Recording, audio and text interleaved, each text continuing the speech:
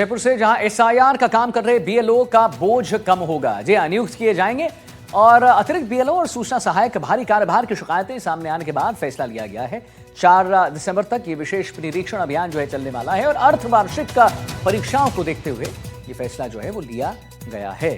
School शिक्षकों पर अतिरिक्त भार ना डालने के निर्देश दिए गए। तो जयपुर से एक बड़ी खबर है, जहां एसआईआर का काम कर रहे बीएलओ का बोझ अब कम होगा, क्योंकि नियुक्ति अब किए जाएंगे। जहां अतिरिक्त बीएलओ और सूचना सहायक भारी कार्यभार की शिकायतें सामने आ रही थी बार बार, और सामने आने के बाद फैसला लिया गया है 4 दिसंबर तक ये विशेष निरीक्षण अभियान जो है चलेगा और अर्धवार्षिक परीक्षाओं को देखते हुए जो फैसला है वो लिया गया है। स्कूल शिक्षकों पर अतिरिक्त भार ना डालने के निर्देश भी दिए गए। तो एसआईआर का काम कर रहे बीएलओ का बोझ अब कम होगा, नियुक्ति किए जाएंगे अतिरिक्त बीएलओ और सूचना सहायक। आपको हम बताना चाहेंगे कि कैसे यहां पर देखिए भारी कार्यभार की शिकायतें सामने आने के बाद ये फैसला लिया गया है और साफ सीधी बात है कि भाई 4 दिसंबर तक ये विशेष निरीक्षण अभियान जो है वो चलेगा। एसआईआर का काम कर रहे बीएलओ का बोझ अब कम होगा और नियुक्ति किए जाएंगे अतिरिक्त बीएलओ और सूचना सहायक। विश्वास हमारे साथ जुड़ गए इसी पर और जानकारी दे। तो विश्वास, बीएलओ का बोझ अब कम होगा, एक कहीं ना कहीं देखिए एक अच्छी खबर भी है। अतिरिक्त बीएलओ नियुक्ति की उनकी जो नियुक्ति है वो होगी और सरकार ने आखिरकार फरियाद जो है सुना है। विश्वास, तो बीएलओ का बोझ कम होगा, अतिरिक्त बीएलओ की नियुक्तियां होंगी।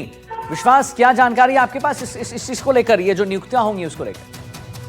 देखिए, सबसे पहले हमने खबर को अपने सोर्सेज के माध्यम से ब्रेक किया था। 12 से 4 बजे तक के बीच में नवीन महाजन जो है चीफ इलेक्टोरल ऑफिसर की मीटिंग हुई थी और सभी जिला कलेक्टरों को निर्देश दिए गए थे कि जो बीएलओ हैं, जहां पर काम कम हुआ है, जहां पर अतिरिक्त कार्यभार है, जहां पर ऐसे जो इलाके हैं, ऐसे जो विधानसभा के बूथ हैं, बूथ लेवल हैं, कि जहां पर 20 से 30% तक का ही काम हुआ है, वहां पर बीएलओ के साथ में अतिरिक्त जो स्टाफ है वो लगाया जा सकेगा। ऐसे लोग जो कि पहले बीएलओ रहते थे उनको लगाया जा सकेगा। सेल्फ हेल्प ग्रुप के लोगों की मदद ली जा सकेगी, आंगनबाड़ी के कार्यकर्ताओं की मदद ली जा सकेगी।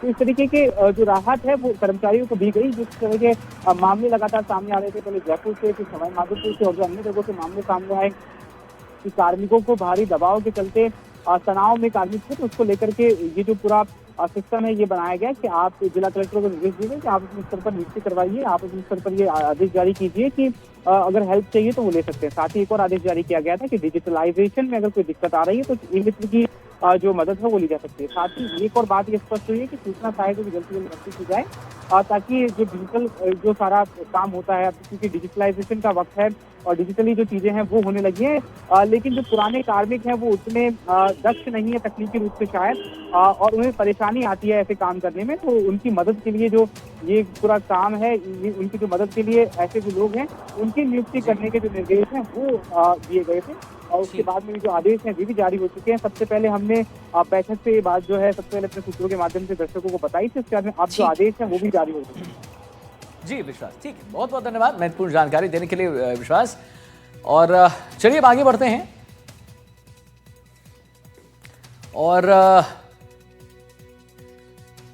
झुंझुनू के डबलगढ़ से एक बड़ी खबर आ रही है, जहां कोलसिया सीएसएस में शराब पार्टी का मामला सामने आया है। शराब पार्टी का वीडियो भी वायरल हुआ है। देखिए, जेएसएस में 4 युवक पार्टी कर रहे थे। वीडियो वायरल होने के बाद स्थानीय लोगों ने कार्रवाई की मांग उठाई है। कहा कि रात को अनावश्यक कटौती पर सुनवाई नहीं होती है। सोशल मीडिया पर शराब पार्टी का वीडियो जमकर वायरल हो रहा है। वायरल वीडियो सत्यता की एनडीटीवी हालांकि पुष्टि नहीं करता है। ये भी हम आपको बता दें कि वायरल वीडियो की पुष्टि जो है वो हम नहीं करते हैं। यहां पर झुंझुनू के नवलगढ़ से एक बड़ी खबर आ रही है। कोलसिया सीएसएस में शराब पार्टी का मामला सामने आया है। शराब पार्टी का वीडियो वायरल हो रहा है। जेएसएस में 4 युवक पार्टी कर रहे थे। ये देखिए आप, शराब पार्टी चल रही थी। वीडियो वायरल होने के बाद स्थानीय लोगों ने कार्रवाई की मांग उठाई है और कहा है कि रात को अनावश्यक कटौती पर कोई सुनवाई नहीं होती।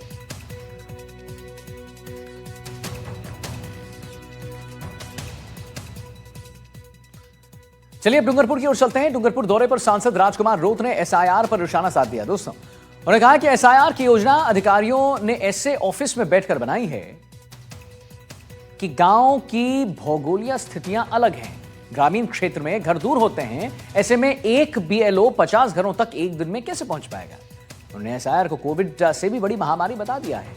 कहा है कि कोविड में स्कूल बंद होने से पढ़ाई प्रभावित हुई थी, वहीं अब एसआईआर में स्कूल तो खुले हैं लेकिन शिक्षकों की ड्यूटी एसआईआर में लगने से पढ़ाई जो है चौपट हो रही। क्या कुछ कहा है, सुनाते हैं। ग्रामीण इलाके के अंदर 1 घंटे में एक मकान पे पहुंचे, इतने दूरी पे मकान है।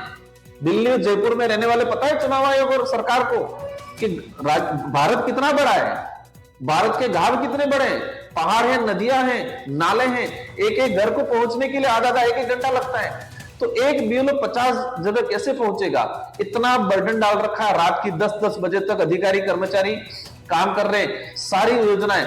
और इस सरकार में और इस साल में कोविड से भी भयंकर महामारी आई है, वो सरकार महामारी लाई है एसआईआर के रूप में, और सरकार की अन्य प्रचारक जो नीति लाई है वो। कोविड में स्कूलों का बच्चा बिगड़ा, उस समय स्कूल बंद रही, लेकिन आज स्कूल खुली है, बच्चा जा रहा है, लेकिन सारे के सारे टीचर एसआईआर में लगे हुए।